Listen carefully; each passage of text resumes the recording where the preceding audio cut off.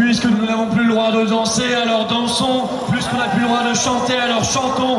Puisqu'on n'a plus le droit de vivre, alors vivons.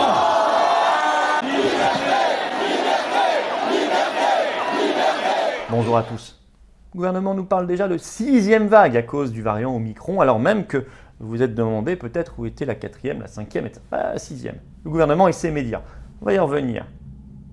Aujourd'hui, mon discours, celui que j'ai tenu samedi dernier, devant une foule magnifique, forte, très très nombreuse. En tenant ce raisonnement, si tous les restaurants arrêtent de contrôler le pass sanitaire, celui-ci disparaît instantanément. Mais même si seulement 50% des restaurants arrêtent de le contrôler, il disparaît instantanément. Mais même si seulement 20% des restaurants arrêtent de contrôler le pass sanitaire, il disparaît instantanément. Et ce raisonnement, vous pouvez le reproduire dans tous les secteurs. C'est celui de l'intelligence collective et de la solidarité dans l'action. Être les grains de sable par millions pour faire dérailler définitivement la machine covidiste et tyrannique. Vous me direz ce que vous pensez de ce discours, mon discours que vous allez voir sous la vidéo en commentaire. On sera encore plus nombreux. Samedi 18 décembre, rendez-vous 14h Paris, Palais Royal.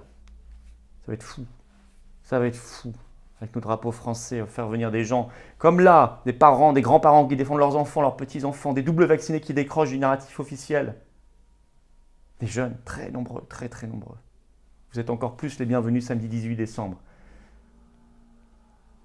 Je vous attends également, réunion publique, dimanche 19 décembre à Concreuil, près de Nantes, 14h.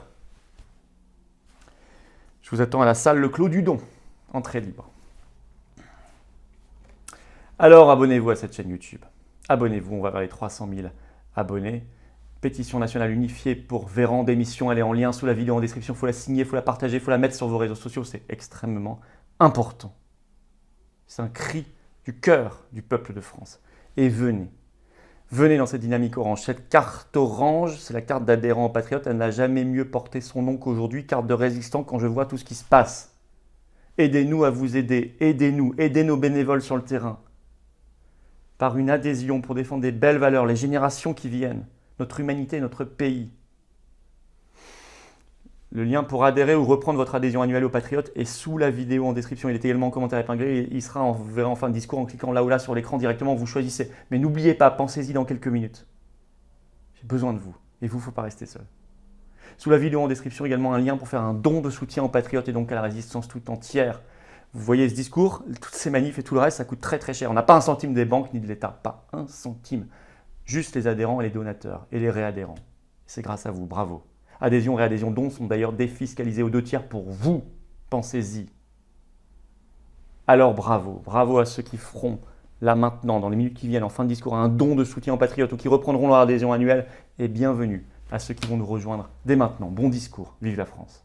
Bonjour à tous. Merci. Merci, bonjour à tous. Ça fait plaisir de vous voir si nombreux et si enthousiastes.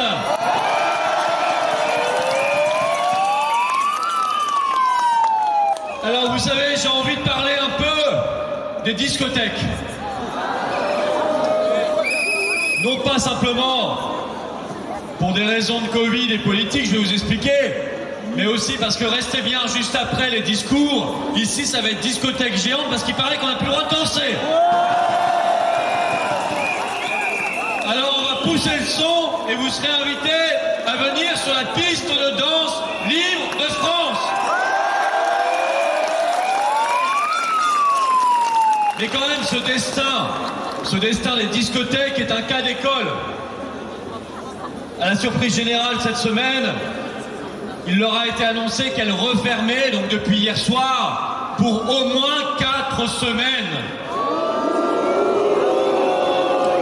Pourtant, elles furent particulièrement obéissantes depuis le début. Elles ont fermé pendant 1 an et demi. Puis, elles ont accepté tous les protocoles, de plus en plus renforcés, les tests à l'entrée des établissements. Avant tout le monde, le 9 juillet dernier, elles mettaient en place en premier un pass sanitaire à l'entrée. Et on leur avait dit, si vous mettez cela en place, si vous obéissez, alors vous ne refermerez plus jamais.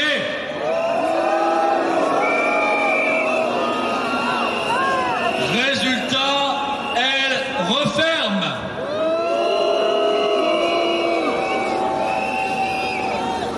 Alors, voilà une loi d'airain de cette affaire Covid depuis le début. Plus on est soumis, en croyant que la soumission ramènera la vie normale et la liberté, plus on a la soumission.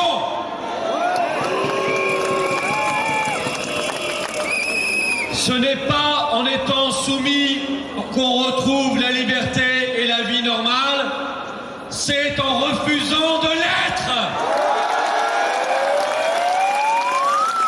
L'insoumission rend libre. La vérité rend libre.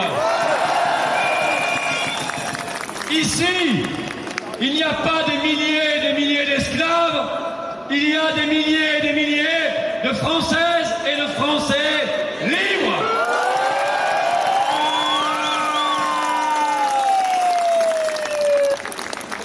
Alors je me tourne vers les restaurateurs, les gérants de bars, de cafés, de cinéma, de théâtre, de musées. Vous êtes évidemment les prochains sur la liste. Vous êtes à la merci d'une très possible, probable 6e vague. Enfin, je ne sais plus, on en est à la 5e, c'est ça, 6e. Ou du terrible variant Omicron. Ou d'un prochain autre variant terrifiant qui viendra. Alors imaginez, chers résistants, si 100% des restaurants refusent de contrôler le pass sanitaire disparaît instantanément. Mais mieux que ça, si seulement 50% des restaurants refusent de contrôler le pass sanitaire, alors de la même manière, le pass sanitaire disparaît instantanément. Mais même mieux que ça, si seulement 20% des restaurants refusent de contrôler le pass sanitaire, alors le pass sanitaire disparaît instantanément.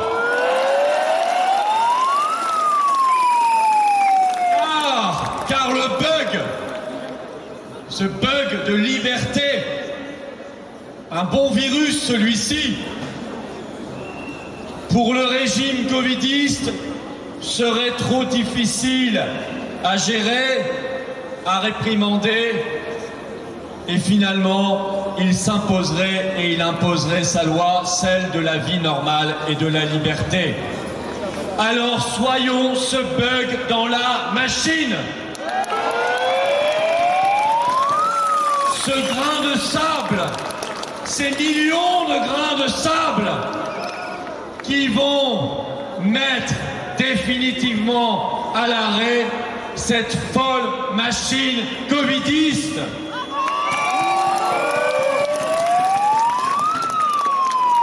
C'est la même chose pour le passage à la 3e dose le 15 janvier pour revalider son pass sanitaire. En attendant bien sûr la 4e et les suivantes, puisque le professeur Delfrécy a craché le morceau cette semaine.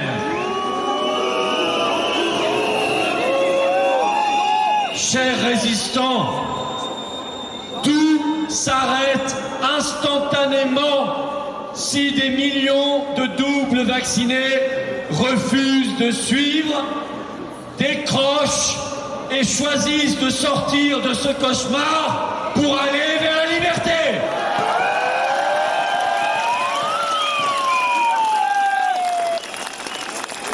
Tout s'arrête instantanément si les professions soumises à obligation vaccinale, je pense aux pompiers, je pense aux infirmières, je pense aux soignants, je pense aux gendarmes, aux militaires, au personnel administratif des hôpitaux, aux dentistes, aux opticiens et tant d'autres, si ces professions ne franchissent pas le cap de la 3e dose, alors tout s'arrête instantanément.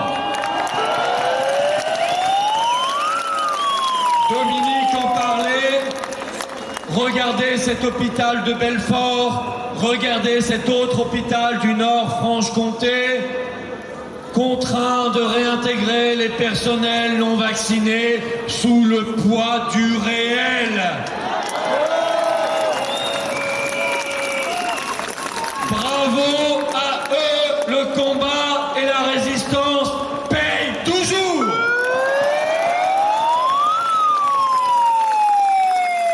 Regardez Novak Djokovic qui refuse d'aller à l'Open d'Australie et qui choisit la liberté vaccinale.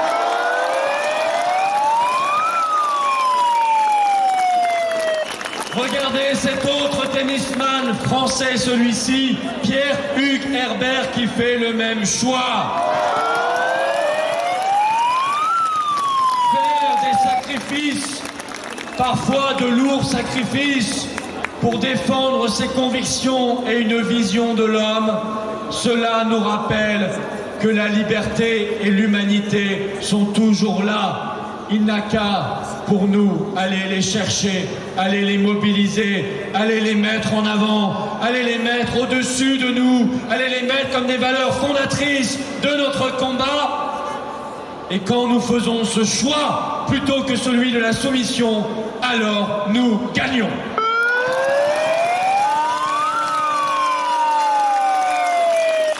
Regardez ce sondage publié hier soir dans la presse belge qui montre qu'aujourd'hui, 33% des doubles vaccinés belges refuseraient la 3e dose. 1 sur 3. Bravo à eux. Voilà qui représenterait en France 16 millions de Français, 16 millions de nouveaux résistants que nous accueillerons chaleureusement et fraternellement dans le combat.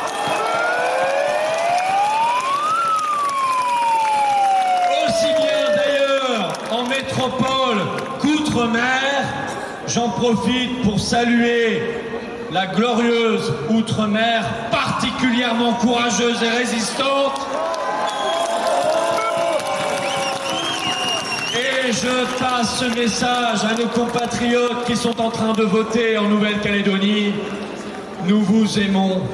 Ne confondez pas Macron, sa clique avec la France.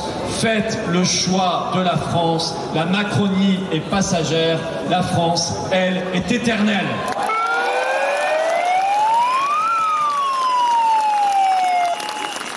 Tout s'arrête aussi à l'école pour les enfants. La dinguerie s'arrête si ne serait-ce qu'un établissement scolaire sur 5 refuse d'imposer aux enfants le masque sur le nez, y compris maintenant en cours de récréation. Alors, tout s'arrête instantanément. Nos enfants méritent l'instruction, le calme, le grand air. On se battra pour eux jusqu'au bout.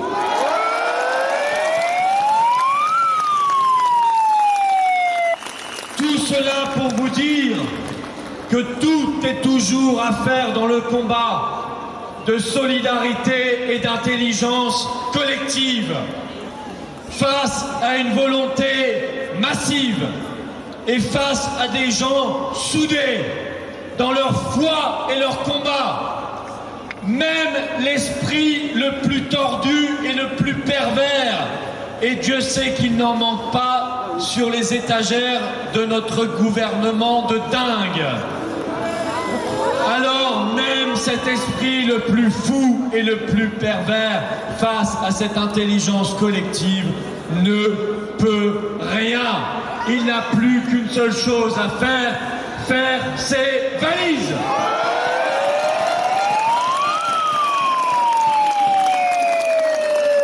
Cela vaut aussi pour les forces de contrôle. Policiers et gendarmes ne sont pas forcés de mettre un zèle incroyable pour aller contrôler, comme on le voit encore trop souvent sur des vidéos, des QR codes à la table des restaurants.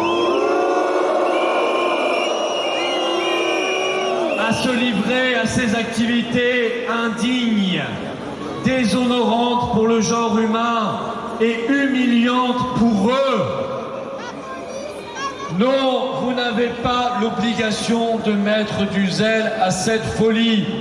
Rien ne vous obligeait à faire ce que vous avez fait devant le Conseil d'État l'autre matin, j'y étais. Nous étions, 20 ou 25 citoyens. Nous étions devant le Conseil d'État parce que nous attendions tout simplement le résultat d'un recours que nous avons déposé contre le dernier décret Castex, et nous soutenions les avocats qui étaient en train de plaider. Et là, d'un coup, contrôle, nassage, verbalisation, intimidation, rudesse, menace de sanctions.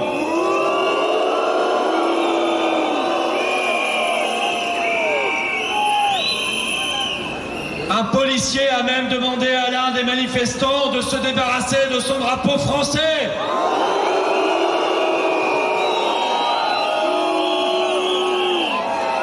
Mais pendant ce temps, d'autres policiers, discrètement, nous glissaient à l'oreille des messages sympathiques et de soutien et nous expliquaient comment nous extirper de ce piège.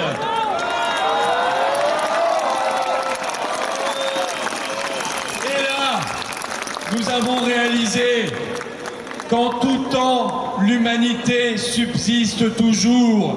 Bravo à eux. Dans le combat, ils seront avec nous.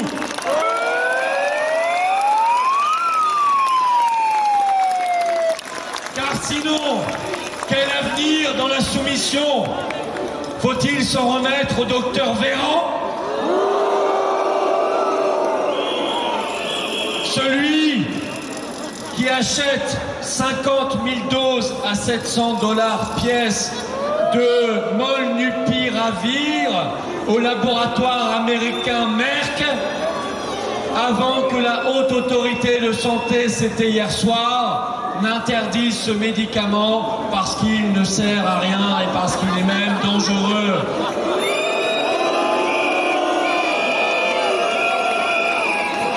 Ça nous rappelle les 1 milliard d'euros de Remdesivir achetés par l'Union européenne en octobre 2020, alors que l'OMS disait déjà que ça ne servait strictement à rien.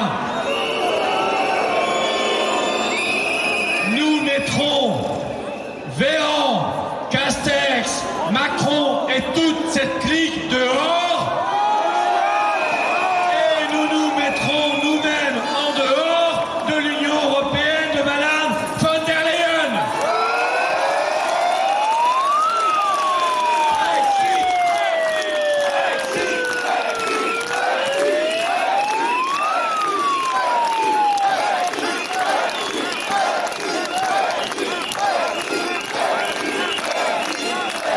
Cette intelligence collective se forme, celle qui réclame les traitements, celle qui réclame des lits, celle qui réclame la réintégration des personnels suspendus, celle qui réclame des moyens pour l'hôpital et les soignants, celle qui réclame que le peuple de France soit traité de la seule manière digne et normale, c'est-à-dire comme le seul souverain en France.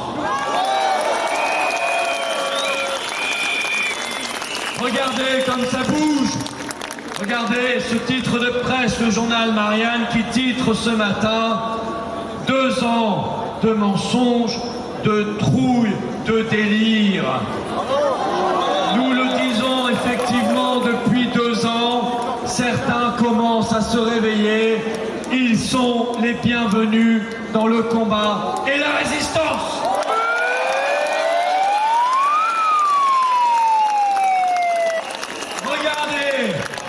Même Martin Blachier, il semble être un peu plus tenace, constant et persévérant dans son attitude de rébellion. On va voir si ça va durer. Il a même parlé cette semaine de gouttes d'eau qui fait déborder le vase, de colère sociale et de pays qui gronde. Oui, le pays gronde. Oui, le pays est en colère. Et oui, la troisième dose fait déborder le vase de cette colère. Et oui, le pays est prêt à se remettre sur ses jambes alors qu'on l'avait mis à terre. La France, notre France est un géant de l'histoire, une civilisation hors du commun, un pays éternel, plus fort et plus résistant que toutes les autres nations de l'univers. Nous sommes ce peuple plus glorieux qui se met debout et qui crie « ça suffit, ça suffit !»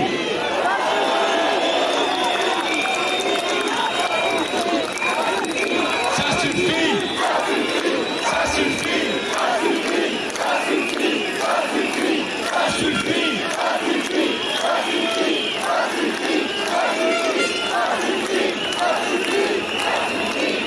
Alors que le pays était plongé dans les ténèbres, dans un célèbre discours pour la fête nationale le 14 juillet 1943, Charles de Gaulle déclarait ceci: « Soyons fermes, purs et fidèles. Au bout de nos peines, il y a la plus grande gloire du monde, celle des hommes qui n'ont pas cédé. »